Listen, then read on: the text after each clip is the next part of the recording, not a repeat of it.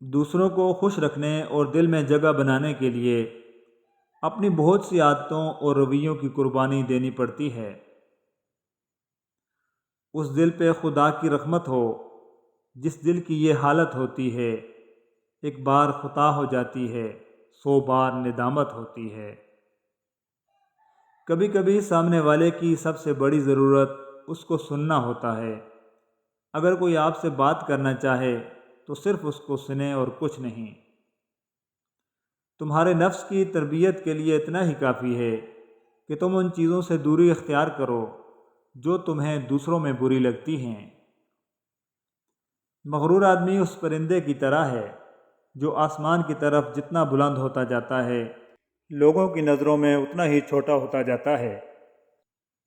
باپ روٹی ہے، کپڑا ہے، مکان ہے، باپ ننھے سے پرندے کا بڑا آسمان ہے۔ باپ ہے تو گھر میں زندگی پر رونق ہے، باپ ہے تو بچوں کے سارے سپنے اپنے ہیں، باپ ہے تو بازار کے سارے کھلونے اپنے ہیں۔ اللہ پاک سب کے والدین کو سلامت رکھے، آمین ثم آمین۔ ہم خود انسان ہوتے ہوئے بھی دوسروں سے فرشتوں جیسی پرفیکشن کے امیدوار ہوتے ہیں۔ اچھا انسان ریاضی کے صفر کی مانند ہوتا ہے، جس کی اپنی کوئی قیمت نہیں ہوتی، لیکن جس کے ساتھ جڑ جائے اس کی قیمت 10 گنا بڑھا دیتا ہے۔ جب زندگی کے معاملات اڑ جائیں تو سمجھ جاؤ کہ تم نے دوسروں کے معاملات اڑائے ہوئے ہیں، آسانیاں دو، آسانیاں ملیں گی۔ زندگی کبھی یہ شرط نہیں رکھتی کہ میں فلاں کے بغیر نہیں گزروں گی۔ زندگی گزر ہی جاتی ہے، کسی کے ساتھ بھی، کسی کے بعد بھی، بس جینے کے طریقے بدل جاتے ہیں۔ ایک بہت گندی روایت ہمارے ہاں یہ بھی پائی جاتی ہے کہ اگر کوئی انسان اپنے برے اعمال کو چھوڑ کر نیک کاموں میں آگے بڑھنا چاہتا ہے تو ہم لوگ اس کا ماضی اٹھا کر اس کے منہ پر مار دیتے ہیں۔ اسلام جیسا کوئی مذہب نہیں، قرآن جیسی کوئی کتاب نہیں، حج جیسی کوئی زیارت نہیں، مدینہ جیسا کوئی شہر نہیں، نماز جیسی کوئی عبادت نہیں۔ بے شک ابو بکر رضی اللہ تعالیٰ عنہ کی الف سے لے کر علی رضی اللہ تعالیٰ عنہ کی یہ تک میرے نبی کا ہر صحابی سچا ہے۔ ابو بکر، عمر، عثمان، علی رضوان اللہ اجمعین۔ جو ذات رات کو درختوں پر بیٹھے ہوئے پرندوں کو نیند میں گرنے نہیں دیتی، وہ ذات انسان کو کیسے بے یار و مددگار چھوڑ سکتی ہے؟ اگر اللہ نے آپ کو کسی کی مدد کے قابل بنایا ہے تو یہ آپ کا کمال نہیں، بلکہ اللہ کی آپ پر رحمت و کرم ہے۔ آپ لوگوں کے لیے آسانی کریں، اللہ آپ کے لیے آسانیاں پیدا کرے گا۔ اپنے معاملات سوچ سمجھ کر اور حوصلہ مندی سے حل کریں، کیونکہ کبھی کبھی تعلقات قصور سے نہیں، ذہنی فطور سے خراب ہو جاتے ہیں۔ اگر آپ کو اپنی غلطی پر معذرت کرنا اور معافی مانگنا نہیں آتا تو آپ بزدل انسان ہیں۔ دنیا میں کوئی انسان کسی پر احسان نہیں کرتا، ہر کوئی اپنے فرائض پورے کرنے کے لیے پیدا ہوا ہے۔ درختوں سے تعلق کا ہنر تو سیکھ لے انسان، جڑوں میں زخم لگتے ہیں، ٹہنیاں سوکھ جاتی ہیں۔ خشک رویہ رکھنے والا اس درخت کی مانند ہے جو پھولوں اور پھلوں سے محروم ہو، نہ بیٹھنے والے کو سایہ دے اور نہ نظر ڈالنے والے کو خوشی پہنچائے۔ وقت مٹی ڈال دیتا ہے یادوں پر، ماضی پر، آرزو پر، غلطیوں پر، چاہتوں پر، یہاں تک کہ رشتوں پر بھی۔ اگر آپ خوشگوار اور مطمئن زندگی گزارنا چاہتے ہیں تو لوگوں سے نہ جیتیں، لوگوں کو جیتیں۔ لوگوں پر نہ ہنسیں، لوگوں کے ساتھ ہنسیں۔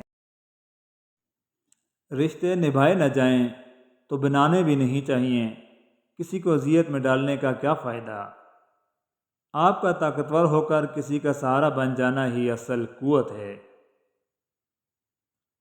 کچھ لوگ پہاڑ جتنی نیکی کرتے ہیں اور کنکر جیسا اجر نہیں کما پاتے، اور کچھ لوگ کنکر برابر نیکی کرتے ہیں اور پہاڑ جتنا اجر کما لیتے ہیں۔ نیتوں کا فرق اجر بدل دیتا ہے۔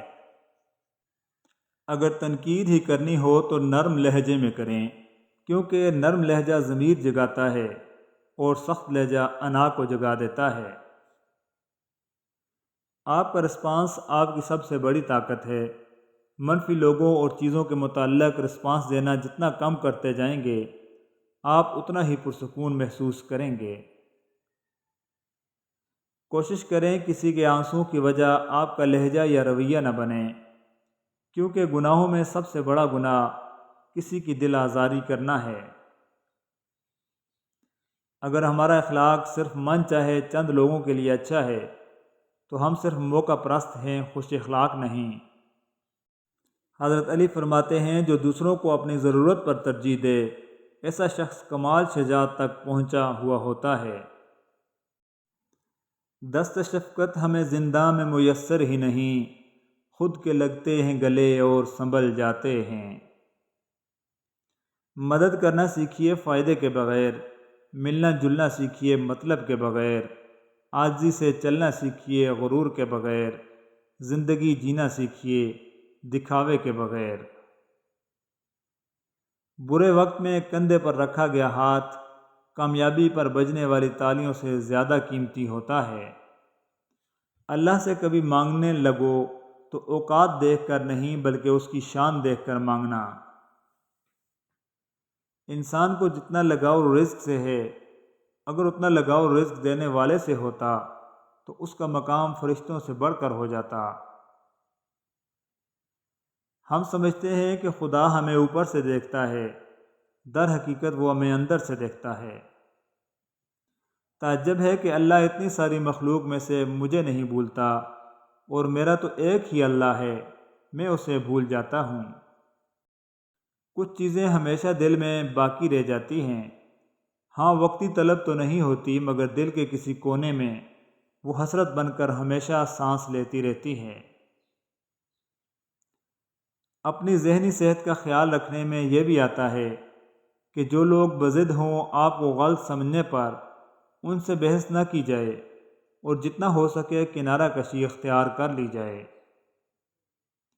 اگر کھوٹے سکے سے کچھ خریدنا ناممکن ہے تو نیتوں میں کھوٹ رکھ کر فلاح پانا بھی ناممکن ہے۔